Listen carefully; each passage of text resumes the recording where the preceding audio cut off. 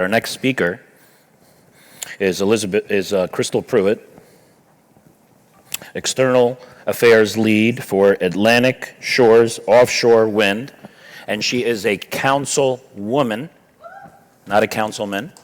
Applause. In Franklin Township, Somerset County, New Jersey. You're going to really enjoy her next presentation.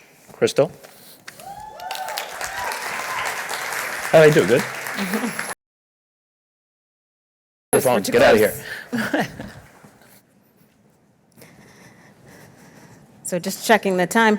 Good morning, everyone. I'm really, really excited to join you at this wonderful, wonderful leadership forum ran by the NJBIA. So a question that I get asked a lot in my role as government affairs and external affairs for Atlantic Shores Offshore Wind is, how did you even get here? And if anyone has taken a look at my bio or looked at my LinkedIn, it's a really good question because it doesn't make sense.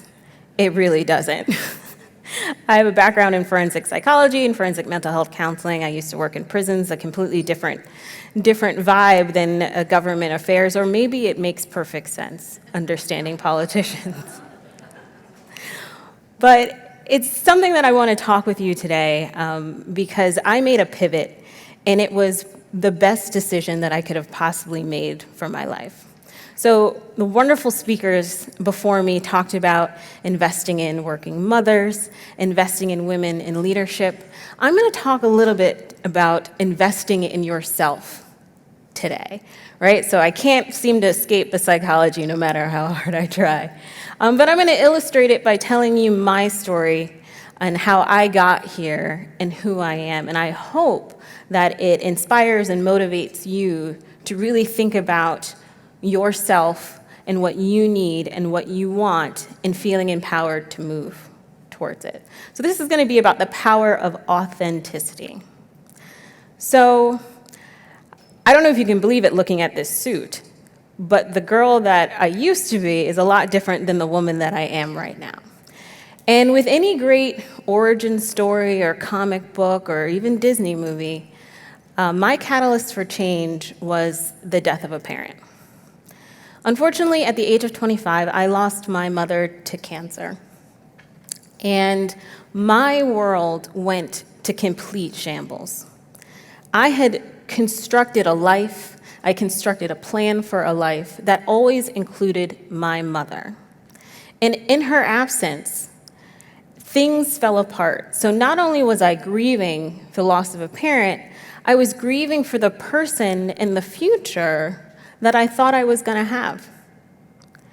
I didn't know who I really was without the validation of my mother, who I had worked up until this point to make so proud of me.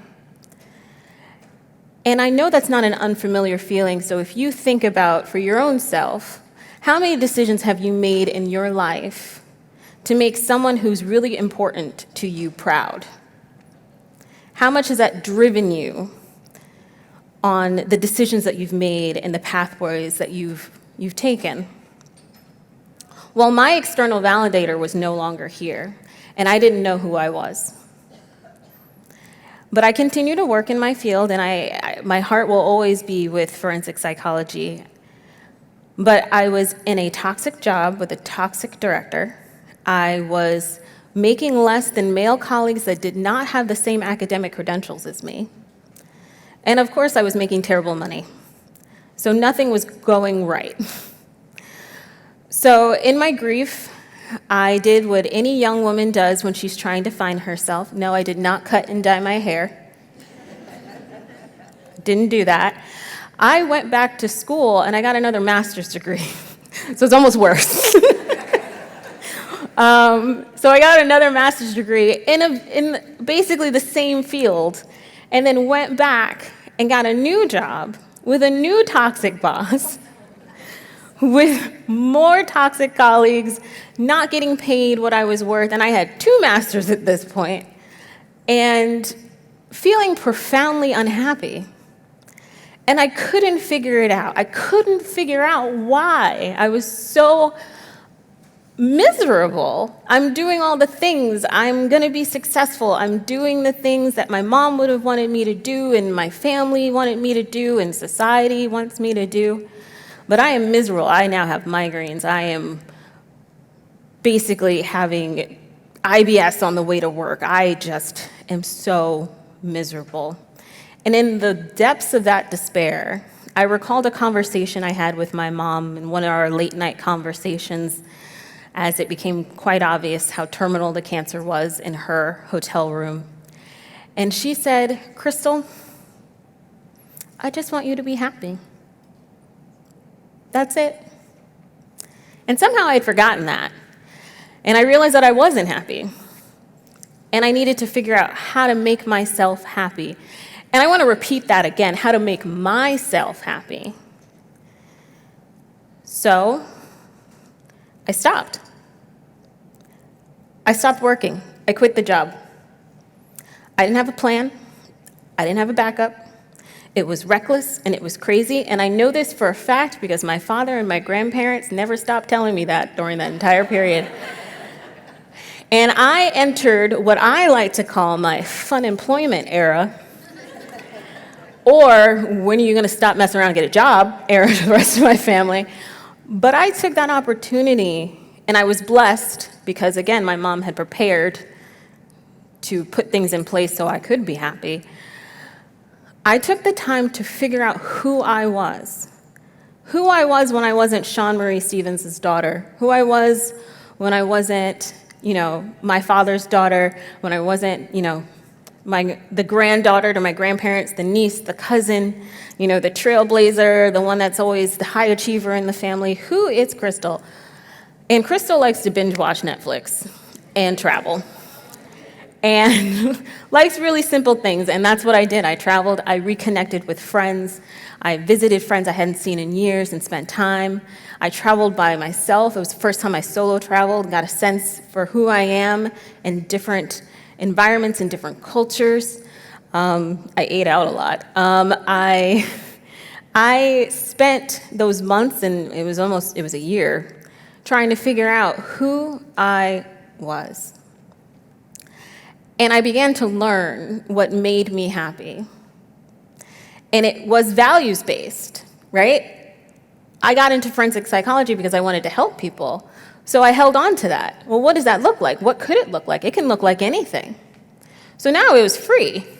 I was free from these expectations that I had put on myself because I had assumed this is what my mother wanted. I had assumed this is what my family wanted. The family was harder because they still occasionally nag me to this day. Remember when you quit your job and you had no plan? And I'd be like, remember, I'm making 6 figures now, so if I had listened to you, I'd be miserable. It's usually my pushback, and it ends the debate. I had to stop, and I had to shed the person that I thought I was supposed to be because I was not a participant in my own life. I was not being authentic to myself. I was not choosing decisions for myself. I was choosing decisions based on what I thought everyone else wanted me to do. And we as women, we have been conditioned to be people pleasers. And we spend our entire lives pleasing people and ignoring ourselves. And I'm telling you this story because I don't want you to wait for some tragedy to befall you before you pivot and you look inside yourself. I'm asking you to look inside yourself right now and using the inspiration of this Women's Business Leadership Forum to leverage the power that's inside of you if you're willing to be true to yourself. And when I became true to myself, and I will say that this is a continuing journey. I am not fully formed. There's still evolution to be happening, and it will continue to be happening. But when I freed myself from those shackles, I was able to see opportunities in places that I had begun to shut myself off. I had become bolder in my approach, and maybe I was a little delusional, so I was just like, YOLO, but I was going with it. And I connected with an assemblyman that I had never met before at an event in a bar, and I always make the joke, I can't get a date at a bar, but I can get a job. And and from then on, my world began to change because I began to say yes to more things. And I said yes to things that felt good and felt right to what I wanted to do. And it didn't have to make sense to anyone else, as long as it made sense to me. And that's what I want to encourage you all to do. Do things that make sense to you. Live in your truth. Figure out what your truth is and live in it. Because in that moment, I had to abandon the 2 master's degrees, the idea I was going to be a forensic psychologist, FBI profiler, have a penthouse in New York. None of these things were ever going to happen. And I stepped into roles that made sense. And once I did, the trajectory that I've been on has been full of exponential growth. I went from just being a regular constituent relations person in a district office to being called to be a legislative liaison in the Murphy administration, to then being pulled out to be a chief of staff back in the same district office that I started, to being called by, well, he's not the chief of staff anymore, but George Helmy himself, and asking if I would run a newly formed office in the Board of Public Utilities that has not existed before and it really hasn't been replicated since, to then being tapped by Atlantic Shores, which is a joint venture between 2 multinational powerhouse energy companies, to being here on the stage with you today. And that happened in the span of 6 years. Thank you, thank you.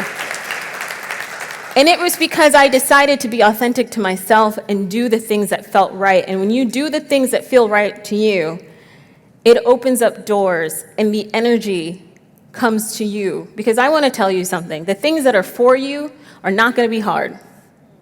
You are not going to be struggling on the path that is right for you. I mean, you might struggle a little bit in the beginning, but it shouldn't be an everyday struggle.